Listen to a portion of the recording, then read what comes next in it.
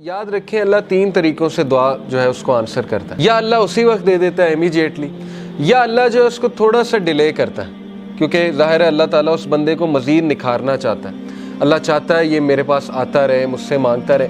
یا اللہ اس کو اس کا رد بدل ایسا دے دیتا ہے کہ اس کو سکون آ جاتا ہے. اللہ تعالیٰ سے جب مانگنا ہے تو تگڑا بن کے مانگنا ہے، اتنا توکل، اتنا بلیف ہونا چاہیے. یہی تو مومن کی مثال ہے. مشرک کی مثال کیوں اللہ نے کہا ضعیف ہے مانگنے والا؟ کیونکہ اس کے ہارٹ میں ڈاؤٹس ہیں، اس کو مانگنا ہی نہیں آ رہا ہے، اس کو پتہ ہی نہیں ہے میں نے مانگنا کیسے. لیکن بلیور کے ہارٹ پہ اللہ تعالیٰ نے یقین طاری کیا ہوا ہے کہ وہ مانگنے والا بھی بہت اسٹرانگ ہے، اور جس سے مانگا جا رہا ہے وہ تو پھر اللہ ہے. اللہ سے جب مانگتے ہیں تو پھر 100% ہوپ کے ساتھ مانگتے ہیں. یہ دعا کے آداب میں شامل ہے.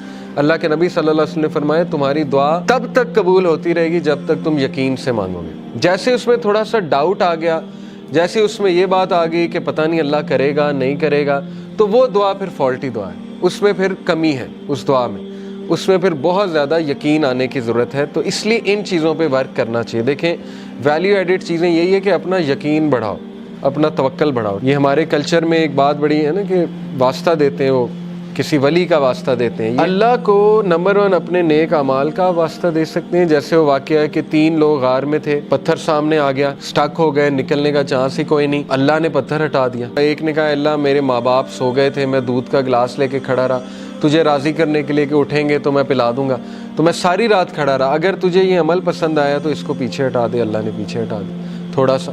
دوسرے نے کہا اللہ مجھے دعوت گناہ، میں گناہ کرنا چاہتا تھا، لیکن اس عورت نے جب میں انٹر ہونے لگا تو اس نے کہا اتق اللہ، اللہ سے ڈر جا، تو اس نے کہا میں ڈر گیا اللہ. اب اللہ کو یہ عمل کتنا پسند آیا. حالانکہ کوئی کہہ سکتا ہے کہ یار وہ تو پہلے سے گناہ کرتا آ رہا ہے، یہ کیا بڑی بات ہے، پیچھے ہٹ گیا. نہیں، اللہ کو یہی تو پسند آیا ہے کہ وہ میرے ڈر سے پیچھے ہٹ گیا. تو اللہ از آل اپریشیٹو، اللہ اپریشیٹ کرتا ہے. اللہ نے پتھر ہٹا دیا. تیسرے نے کہا اللہ میں نے جو ہے وہ کسی نے میرے پاس بکریاں رکھوائی تھیں، بکریوں کے بچے ہو گئے تو اس سے میں نے کچھ پروفٹ کما لیا. جب وہ واپس آیا میں نے اسے بکریاں بھی دی اور وہ پروفٹ بھی دیا.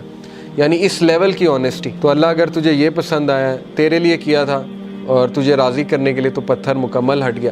تو یہاں سے ثابت ہوتا ہے کہ اپنا وہ عمل آپ نوٹ کریں جو آپ نے خالص اللہ کے لیے کیا ہے. اچھا ہے کہ آپ نا ہر عمل پیور اللہ کی رضا کے لیے کیا کریں، کیونکہ مصیبتوں میں وہ چیز کام آئے گی.